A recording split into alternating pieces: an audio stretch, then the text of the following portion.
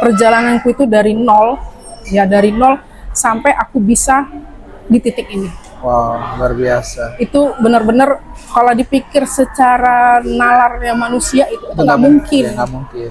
Nggak mungkin bisa aku ngelewatin itu semua. Tapi ketika aku menggantungkan diriku kepada Tuhan, wow, Luar biasa. bukan jalan keluar dari itu semua. Itulah proses yang aku lewati. Satu hal yang aku minta, Tuhan, jangan pernah tinggalkan aku. Jangan pernah tinggalkan aku. Kalau Tuhan tinggalkan aku nggak sanggup. Oh. Itu selalu aku bilang sama Tuhan, aku nggak sanggup Tuhan. Semua yang aku jalani sekarang itu karena kekuatan dari Tuhan. Kalau bukan karena kekuatan dari Tuhan, aku nggak bisa Tuhan. Aku bilang. Itu aku bilang sama Tuhan. Jadi hanya itu aja yang aku minta sama Tuhan. Tuhan jangan pernah tinggalkan aku. Ya. Wow. Karena aku yakin kalau Tuhan aku tinggalkan aku nggak akan bisa berdiri. Ya. Tolong anakmu ini amin. Tuhan, aku bilang. Aku tahu aku bukan anak yang benar, tapi jangan pernah tinggalkan aku. Itu Usia kakak tinggal 1 hari. Let's say besok sudah nggak ada lagi.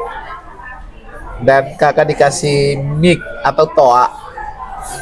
Kira-kira pesan apa yang ingin kakak sampaikan ke dunia ini sebelum kakak pergi?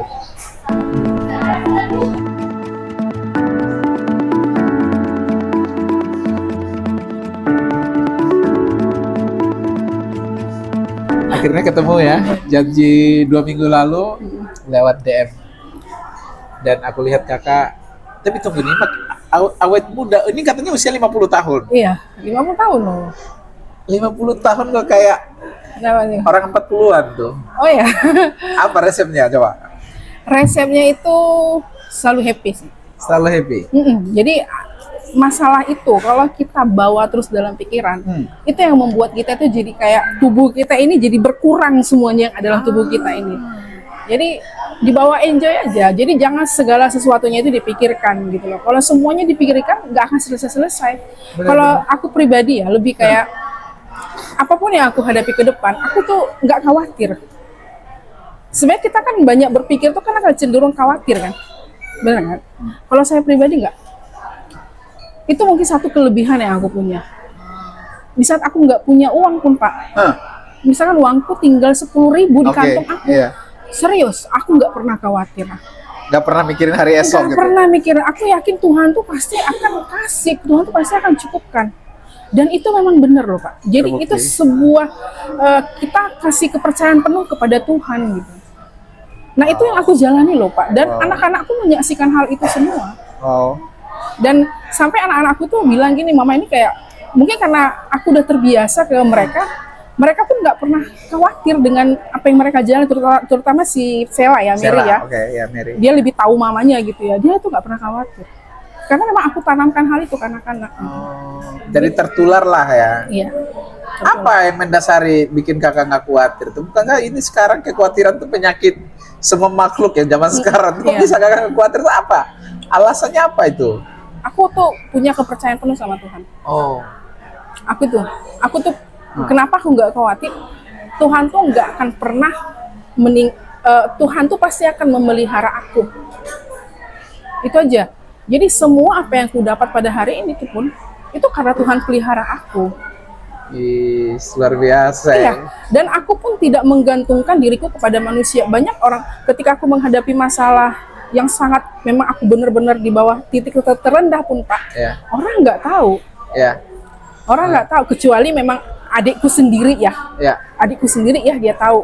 Tapi itu pun nggak full dia tahu. Full ceritain lah. Karena memang pertama aku nggak pernah, aku berusaha bukan nggak pernah ya.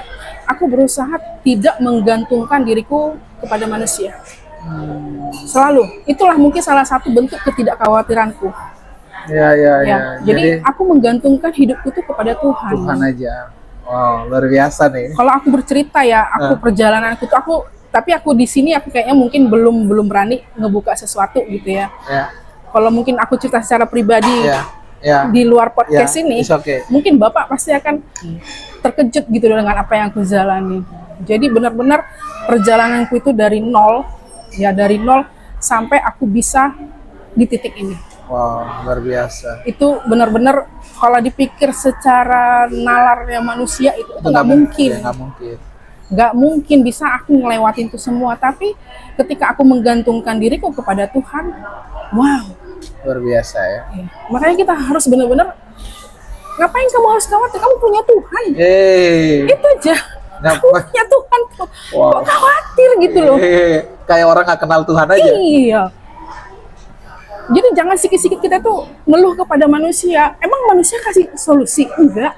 Wow. Malah menambah masalah. Waduh, benar-benar. Benar nggak Pak? Ya. Banyak orang ketika dia berada dalam titik terendah, itu menghindar loh Pak manusia Ya. itu. Ha-ha. Karena apa? Dia nggak mau disusahin. Ya. Kebanyakan manusia itu nalurinya manusia. Aha. Kita nggak bisa pungkiri hal itu. Ya. Makanya jangan pernah ketika kamu dalam kesusahan seperti apapun, ketika kamu dalam permasalahan seperti udah paling rumit sekalipun, kamu tuh datang sama Tuhan, bukan sama manusia. Kamu datang sama manusia, dia nggak akan kasih solusi.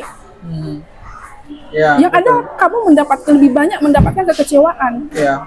Tapi ketika kamu datang kepada Tuhan sekalipun belum ada jawabannya, kamu pasti akan menemukan kelegaan. Oh. Dan kamu pasti akan menemukan jalan keluar dari itu semua. Itulah proses yang aku lewati. Jadi kalau ditanya gini, siapa Tuhan Yesus bagi seorang kakak, apa jawabannya? Segalanya. Segalanya. Everything ya. Everything. Wow. Segalanya. Aku tuh paling takut ya Pak ya kalau sampai aku selalu doa lagi sama Tuhan ya. Tuhan, aku tahu diriku Tuhan, aku bilang gitu. Aku tahu aku orang lemah. Aku tahu aku orang berdosa, aku bilang gitu. Aku tahu Tuhan tuh kecewa sama aku. Satu hal yang aku minta, Tuhan, jangan pernah tinggalkan aku. Jangan pernah tinggalkan aku. Kalau Tuhan tinggalkan aku nggak sanggup. Oh. Itu selalu aku bilang sama Tuhan, aku nggak sanggup Tuhan. Semua yang aku jalani sekarang itu karena kekuatan dari Tuhan. Kalau bukan karena kekuatan dari Tuhan, aku nggak bisa Tuhan, aku bilang. Itu aku bilang sama Tuhan. Jadi hanya itu aja yang aku minta sama Tuhan. Tuhan jangan pernah tinggalkan aku. Ya. Wow. Karena aku yakin kalau Tuhan aku tinggalkan aku nggak akan bisa berdiri. Ya. Tolong Oh, anakmu ini amin. Tuhan, aku bilang. Aku tahu aku bukan anak yang benar, tapi jangan pernah tinggalkan aku. Itu aja aku minta sama Tuhan. Dan itu, Makanya Tuhan itu segalanya buat aku. oh, amen. Itu selalu menjadi doa ya. Iya, selalu jadi doaku sama Tuhan. Oh. Makanya aku selalu tersenyum gitu loh. Jadi kayak ya udah karena emang udah prosesnya Tuhan begitu, ya udah jalani gitu loh. Sesuatu yang sudah Tuhan izinkan terjadi sama kita, ya Tuhan punya maksud. Oh. Iya kan Pak? Tuhan tuh punya maksud ya. Lu harus koreksi diri lu juga gitu loh. Jangan ya berarti kamu tuh ada sesuatu yang Tuhan inginkan, perubahan di dalam dirimu yang harus kamu rubah. Tuhan punya maksud loh atas hidup kamu. Jadi udah kamu jalani bersama dengan Tuhan. Luar biasa sekali. Waduh, itu keren sih. Itulah yang itulah yang bikin orang jadi itulah iman yang kokoh itu di situ.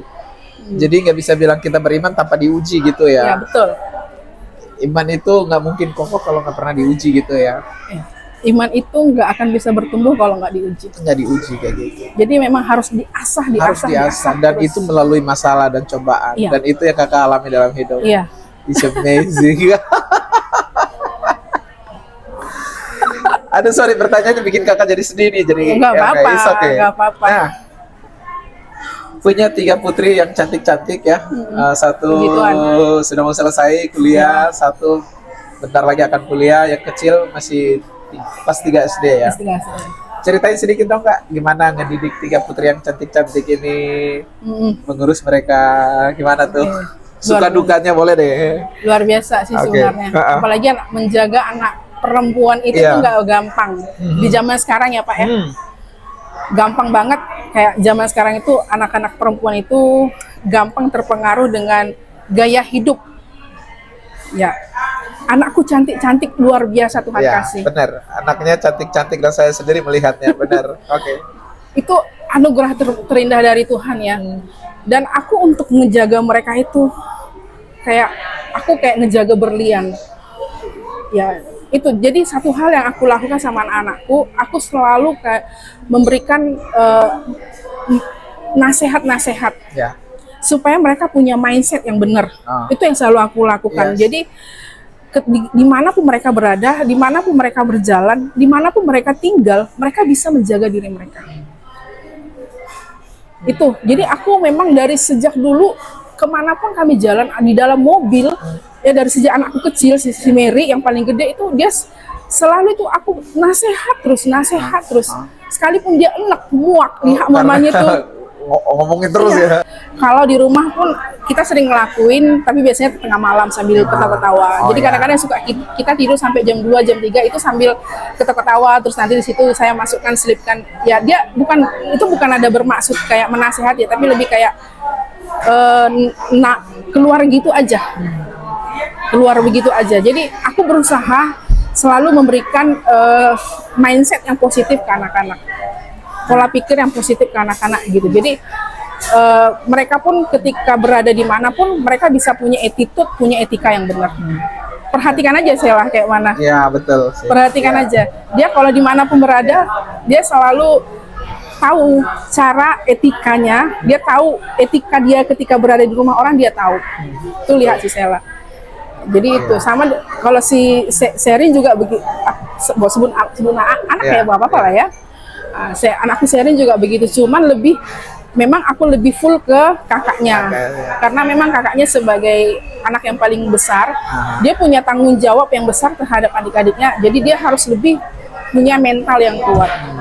Itu anak mentalnya kuat banget, super. Si Sheila itu saya ingat dulu dia kalau ke gereja sama teman-teman kalau masak, yang lain udah pada pulang, dia masih nyuci piring. Kadang sama beberapa diajak beberapa teman nyapu dulu, bersih. Anaknya memang baik. Itu memang didikan orang tua sih itu ya, keren sih. Benar. Oke, apa harapan terbesar untuk ketiga putri ini, terutama Mary dulu dengan paling besar nih? Harapannya ya mereka jadi anak yang sukses ya, sudah pasti ya. Mereka selalu doaku setiap hari ya Pak ya. Ini setiap pagi aku selalu doa ke Tuhan. Aku selalu berdoa, Tuhan jadikan anak-anakku tuh anak-anaknya sukses. Aku selalu detail doa ke Tuhan. Sekarang karena doa yang detail itu Tuhan dengar. Jadi anakku harus jadikan dia anak-anak. Pertama aku doakan mereka jadi anak-anak yang cinta Tuhan sungguh-sungguh. Anak yang sukses, anak yang tidak pernah miskin, tidak gagal. Mereka kaya Tuhan. Karena aku mau mereka jadi berkat bagi banyak orang. Dan itu selalu kupesankan ke anak-anakku. Ingat ya, ketika Tuhan kasih berkat ke kamu, berkat melimpah, mau berkat tidak melimpah sekalipun, kamu harus bisa jadi berkat bagi banyak orang. Ketika orang datang kesusahan ke kamu, kamu bantu. Itu yang selalu kupesankan ke anak-anakku. Ketika Tuhan kasih berkat sama kamu, bukan kamu membeli barang-barang mewah. Bukan kamu membeli sesuatu yang wah bagi diri kamu, lalu kamu menjadikan validasi buat orang-orang. Bukan itu. Tapi kamu bisa jadi berkat karena semua yang Tuhan kasih itu adalah dari Tuhan. Dan kamu harus bisa memberkati orang lain. Itu yang selalu kupesan ke ketiga anakku. Karena ketika kamu di Tuhan berkati, itu kamu memvalidasi diri kamu, itu akan menjadi sebuah kesombongan bagi diri kamu. Bagi diri kamu itu dalam waktu sebentar pun akan Tuhan ambil. Sebentar pun Tuhan akan ambil kembali. Itu aku bilang sama dia. Jadi selalu aku tanamkan itu ke anak-anakku, dan ya aku berharapnya seperti itu ya. Tapi dari selama ini anak-anakku selalu bertindak, berperilaku yang aku perhatikan lebih arahnya ke sana. Lebih arahnya dari kan kita kan bisa memperhatikan ya, jadi lebih arahnya ke sana, lebih kayak suka menolong. Seperti itu. Jadi doaku seperti itu, Tuhan berikan teman hidup yang terbaik, yang dari Tuhan, sungguh-sungguh mencintai Tuhan, itu udah pasti. Berdoain itu ya. Itu aku doakan selalu. Setiap pagi aku selalu doakan itu ke tiga anakku. Nah, sekarang kita coba beralih ke hal-hal yang ini lagi, membangun hubungan dengan Tuhan gitu ya. Itu paling penting sebenarnya. Kalau tadi kakak udah cerita juga bahwa Tuhanlah segala-galanya, dan untuk ngajarin anak-anak untuk mereka bisa bangun hubungan dengan Tuhan itu seperti apa kak? Nah gini ya, inilah sekarang yang menjadi perjuangan aku ya, buat anak-anak ya. mamanya kan mereka kan melihat mamanya bagaimana mamanya ini bergantung dengan Tuhan. Tapi anak-anakku juga, si Mary juga terutama ya, si anakku Sherin juga, dia juga bergantung sama Tuhan. Tapi memang ya itu tadi, mereka belum gimana sih ya, belum full heart. Jadi memang itu lagi perjuanganku sekarang ke anak-anak, gimana mereka memang sungguh-sungguh di hadapan Tuhan. Ya. Bukan berarti mereka menjauh, enggak, tapi hatinya itu belum penuh. Gitu. Jadi dengan Tuhan. Tapi paling tidak dengan apa yang mereka lihat dari mamanya dan apa yang mereka dapat dari gereja dan apa yang aku berikan di dalam grup kecil kami, mungkin itu akan mempengaruhi mereka gitu loh. Nah, itu yang aku lakukan sekarang ini, gimana prosesnya Tuhan untuk membuat mereka ini benar-benar sungguh-sungguh di hadapan Tuhan. Itu aja. Doaku sekarang ini, karena itu kan jiwa yang harus kita selamatkan. Jadi jangan kita memikirkan menyelamatkan jiwa yang lain dulu, di keluarga dulu. Ada anak yang harus kita selamatkan jiwanya. Wow, keren. Ini ibu yang luar biasa sih. Ya, itu keren sih. Oke, aktivitas sehari-hari sekarang apa, Kak? Aku sekarang konten kreator. Oke, konten kreator. Sekarang aku lagi ada tim, kita lagi buka arsitek and design. Jadi orang-orang Batam sih kebanyakan sekarang ini kita punya customer, jadi mereka mempercayakan bangunan mereka kita desain dulu. Gitu. Jadi dengan teman-temanku lah, ada 2 orang temanku, arsitek ya. Jadi sambil jualan rumah juga, tapi fokus di jualan rumah sih nggak begitu lagi, tapi lebih ke arsitek gitu ya. Desain. Itu ngebagi waktunya gimana tuh, ngurusin anak, konten kreator, terus desain, kerjaan gimana itu? Aku sih santai ya, nggak begitu santai ya, jadi nggak begitu kayak gimana kali mengejar semuanya waktu itu, enggak. Karena kan saya kan kalau untuk pertemuan dengan rekan-rekan aku itu juga enggak setiap hari. Karena jadi kita paling ketemu 2 kali dalam seminggu kan gitu ya, ketemu customer juga seperti sesuai dengan janjian kan gitu ya. Terus kemudian untuk konten kreator memang aku lebih banyak dikuras di sana. Lebih banyak dikuras untuk menjadi seorang konten kreator. Tapi untuk konten kreator itu kan aku lakukan di rumah. Jadi lebih cenderung waktuku itu lebih banyak di rumah daripada di luar. Tapi memang tenagaku, pikiranku lebih banyak terkuras di konten kreator. Nah, di konten kreator ini apa aja yang topik-topiknya apa nih? Aku bercerita ya. Awal aku menjadi seorang konten kreator ya, itu lebih kayak panggilan hati. Awalnya gini, banyak berseliweran di sosial media orang-orang yang ibu-ibu di tahun 2020 kalau nggak salah, 2020 zaman-zaman COVID ya. Yang bundir karena permasalahan keluarga. Banyak banget kan pada zaman itu kan. Nah, kayak aku merasa terpanggil gitu loh, kayak kenapa harus menyelesaikan masalah dengan cara seperti ini? Diri gitu ya. Kalau aku bercerita sesuatu yang ada di diriku lebih parah daripada kalian gitu loh.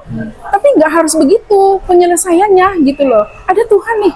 Nah, jadi mulai aku terpanggil di situ, kayak aku harus membagikan sesuatu yang bisa menyemangati mereka-mereka nih yang punya permasalahan keluarga. Tapi memang aku nggak ngerti ya awal-awal caranya gimana, karena belum pernah kan. Belum pernah, tapi aku nekat aja. Tapi sebelum aku terjun, aku persiapkan mental.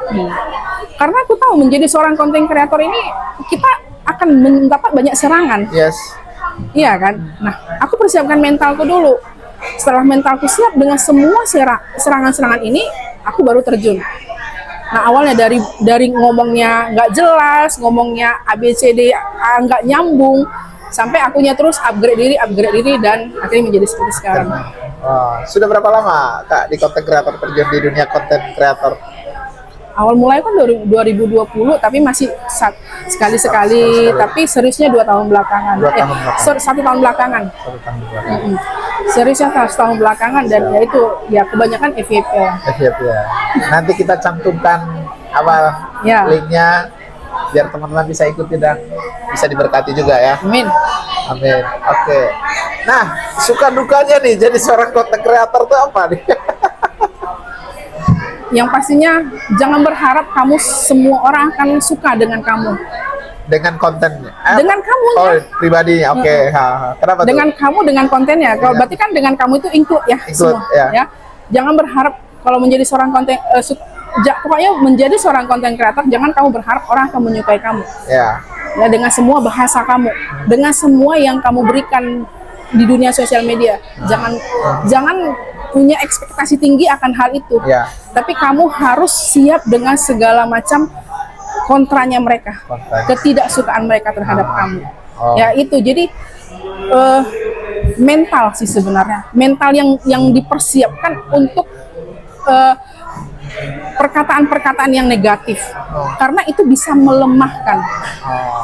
Perkataan-perkataan itu bisa melemahkan kita. Jadi kamu gini loh, ketika kamu mendapatkan sesuatu yang negatif, lebih kayak kamu mengkoreksi. Kenapa ini orang berbicara seperti itu? Kenapa dia memperkatakan saya seperti ini? Oh, berarti ada yang salah dong. Ya kan? Oh, seperti aku pernah kejadian. Ini baru aja nih, baru seminggu. Aku buat satu konten. Satu konten ini tembus nih, mau di TikTok, mau di Instagram, tembus sampai di Instagram itu sudah 2,5 M. 2,5. Di TikTok itu tembus dia 2 juta. Ya, untuk viewersnya.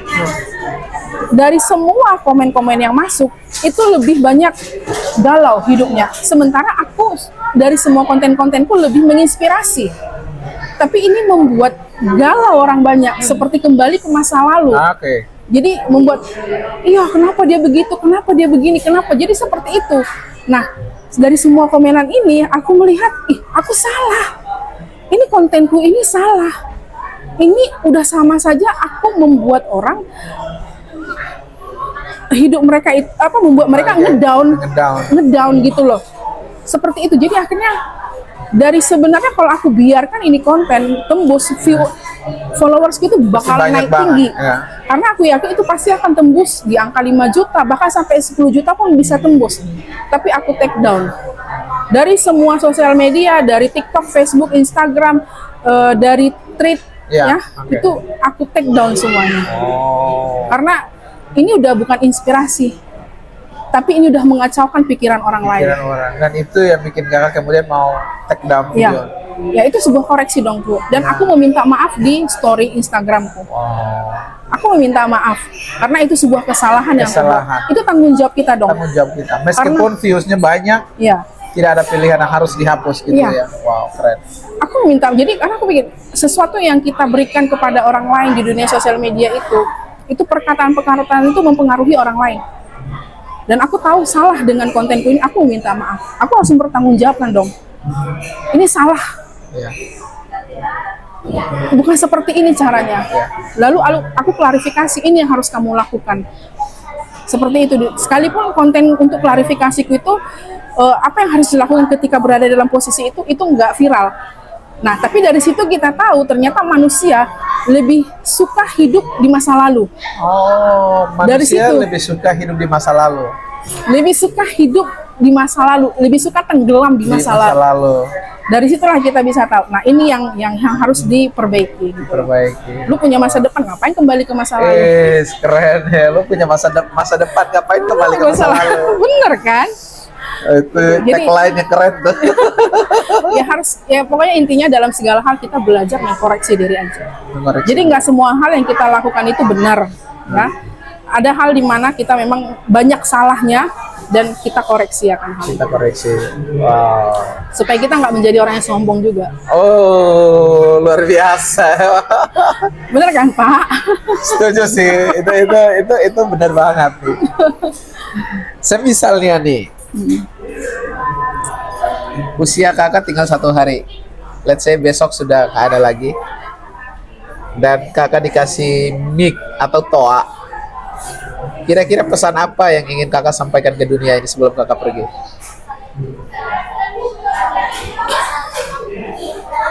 Cintai Tuhanmu dan sungguh-sungguh kepada Tuhan.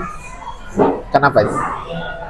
Karena cuma dialah jalan satu-satunya untuk kamu bisa bertahan dalam hidup dia juga jalan satu-satunya yang membawa kamu ke dalam surga.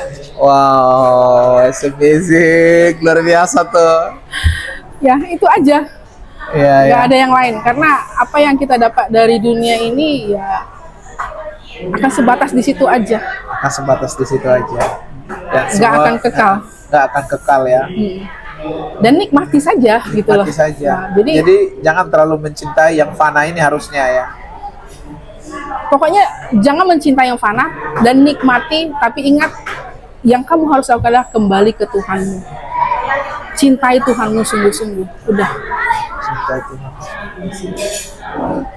Oh, ini pesan yang luar biasa sih sebenarnya. Ini harus selalu digaungkan tuh, mencintai Tuhanmu gitu ya. Iya. Saya masih ingat dulu, nggak tahu nih, Mary dulu pernah dengar nggak ya? Jadi kami dulu di youth itu kayak pesan kepada anak-anak muda yang mau pacaran, kita selalu bilang, sebelum cintai ciptaannya, cintai dulu penciptanya gitu Betul. ya. Keren tuh ya. Iya, betul.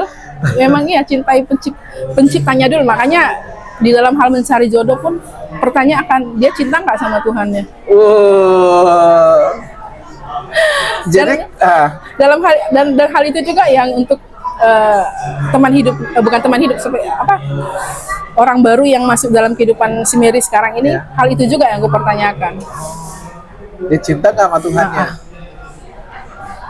Dan aku pesankan ke dia, kalau kalian mau hidupnya bagus, mau Tuhan berkati, Nah. jaga kekudusan. Oh, Itu aja. ya. Jaga kekudusan. Dan aku sengaja share beberapa hal yang bisa menjadi menjadi bukan inspirasi ya, tapi lebih Ya. kayak apa Pak namanya Pak? Menjadi bukan contoh lah ya, contoh bagaimana caranya untuk menjaga kekudusan. Ini loh lakukan. Ya. Ini loh. Ini. Lu kalau mau diberkati Tuhan, cuman ini poinnya, kamu jaga kekudusan, titik. Bapak tahu nggak si Bobby yang terkenal yang dia Ya, selalu ngomong orang ya, kaya ya, gitu ya, Bapak ya, tahu kan? ya. Aku suka dengan dia. Dia gayanya memang sombong, kelihatan, gue kan kaya gitu loh. Tapi pola pikirnya bagus Pak. Iya. Waktu di podcastnya si Dani Ananta ya, siapa sih? Daniel Mananta. Daniel Mananta. Dia pernah bilang satu hal. Lu kan punya banyak pacar, Bobby. Lu udah tidur dengan berapa orang? Nggak pernah. Oh. Ya. Kamu pegangan orang, cium orang nggak pernah. Bohong lu. Lu nggak pernah cium orang. Saya nggak pernah. Iya. Dan kita mengira hal itu bercanda. Ini benar. Iya. Kau kok bisa kaya? Sekarang pertanyaanku, kenapa kau nggak bisa kaya? Nah itu jadi pertanyaanku, karena aku jaga kekudusan. Aku bisa kaya karena aku jaga kekudusan hidupku. Aku nggak mungkin lu punya banyak pacar 15 orang lu nggak pernah sentuh, nggak pernah. Aku jaga kekudusan. Aku nggak pernah mencium orang. Aku nggak pernah menyentuh pacar-pacarnya. Ya. Kalau kamu mau diberkati, kalau kamu mau kaya, jaga kekudusan. Dan itu juga kuberikan ke anak-anakku. Dan dan hal itu juga yang aku temukan dari teman-temanku yang dahulu, yang hidupnya memang masa berpacaran tapi mereka hidup kudus. Tuhan berkati luar biasa. Seperti itu. Jadi tolong buat anak-anak muda nih ya, yang kalian dalam masa berpacaran, apalagi kalian tuh kenal Yesus, ya jagalah kekudusan. Kalau mau Tuhan berkati. Kalau mau Tuhan berkati. Satu hal lagi, seorang laki-laki yang mencintai wanitanya, dia akan menjaga wanitanya karena dia tahu itu akan menjadi miliknya. Kalau wanita itu tidak akan dijadikan miliknya, percaya deh, kamu akan diperlakukan seperti wanita-wanita yang nggak benar. Tapi ketika dia tahu kamu adalah perempuan yang sangat berharga di dalam hidupnya, dia menjaga kamu. Apapun yang ada di diri kamu dia jaga, karena suatu hari itu semua akan menjadi miliknya. Ketika sudah Tuhan persatukan di dalam Bapa, Anak dan Roh Kudus. Itu aja. Ya, kalau mau Tuhan berkati itu. Bayangkan seorang Bobby yang sangat kaya berbicara seperti itu. Apa sih yang nggak bisa dia buat dengan kekayaan yang dia punya? Tapi dia ngomong, pesankan kekudusan. Wajarlah Tuhan berkati dia. Oh. Iya kan Pak? Jadi harus hidup kudus ya. Kudus, harus. Ya. Harus. Kesalahan-kesalahan banyak orang ya selalu tidak hidup. Tapi coba cek, perhatikan orang-orang yang hidup kudus. Tuhan pasti berkati hidup Tuhan mereka. pasti berkati. Perhatikan aja, Tuhan pasti berkati hidup mereka. Dan mungkin yang lebih menarik lagi adalah supaya mereka nggak salah paham nih pendengar, jangan mau hidup kudus karena berkatnya, Ya betul. tapi karena cinta akan Tuhannya. Ya. Berkat itu pasti ngikutin. Ya itu sudah pasti. Ya, itu pasti Sudah berkat pasti. ngikutin. Artinya dia keren. menjaga kekudusan itu kan menjadi sebuah teladan Ya. dari Tuhan Yesusnya sendiri. Yes. Ini gua anak Tuhan, dengan menjaga kekudusanku. Ya. Ini loh yang Tuhan berikan ke dalam hidupku. Oh. Nah seperti itu. Jadi kita ini pun menjadi contoh buat Contoh orang buat lain, orang. gitu loh. Oh. Teladan buat orang lain. Kita di situ membawa nama Tuhan loh, Yes. dengan kehidupan kekudusan itu tadi. Kekudusan hidup. Dengan kita bersaksi ke banyak orang. Wow. Karena ketika Tuhan berkati itu, lah ini loh. Artinya penting banget kamu menjaga kekudusan gitu loh. Hidup kamu pun ketenangan, kedamaian, hidup kedamaian, hidup kasih loh. Hidup penuh kasih itu akan didapatkan ketika kita bisa menjaga kekudusan. Sangat penting. Oke Kak, sudah 50 tahun hidup di dunia ini. Apa yang buat Kakak happy? Yang buat aku happy anak-anakku sih. Hah? Anak-anakku. Anak-anak ya? Iya, anak-anakku. Oke. Jadi kayak lebih ya mereka itu segalanya sih buat aku. Segalanya. Segalanya. Jadi mungkin Pak ini boleh perhatikan kemanapun aku pergi, kalau misalnya kita liburan, aku nggak akan pernah menikmati sebuah liburan Tanpa mereka. tanpa anak-anak. Mungkin banyak orang bisa menikmati uangnya dengan dia pergi happy sendiri. Kalau saya nggak bisa.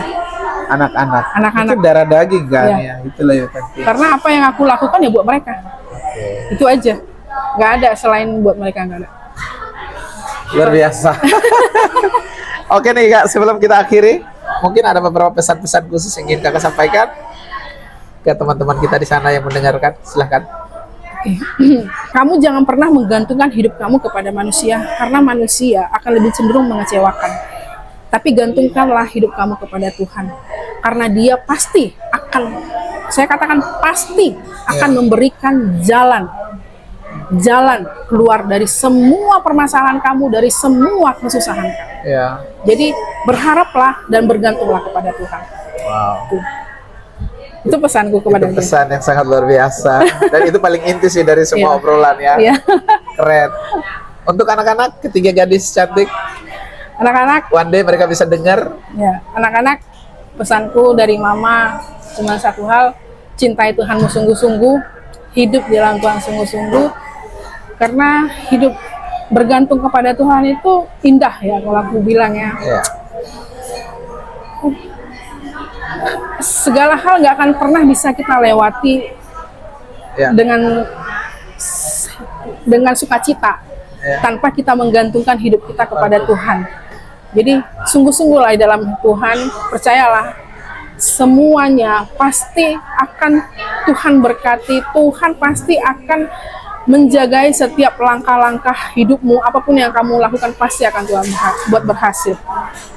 Itu pesanku buat anak-anak. Poin paling utama, cintai Tuhanmu sungguh-sungguh. Cintai Tuhan sungguh-sungguh. Wow. Kak, thank you untuk obrolan kita hari ini. Ya, Berharap next hari kita bisa ngobrol lagi dengan cerita dan kesaksian yang baru. ya, Keren.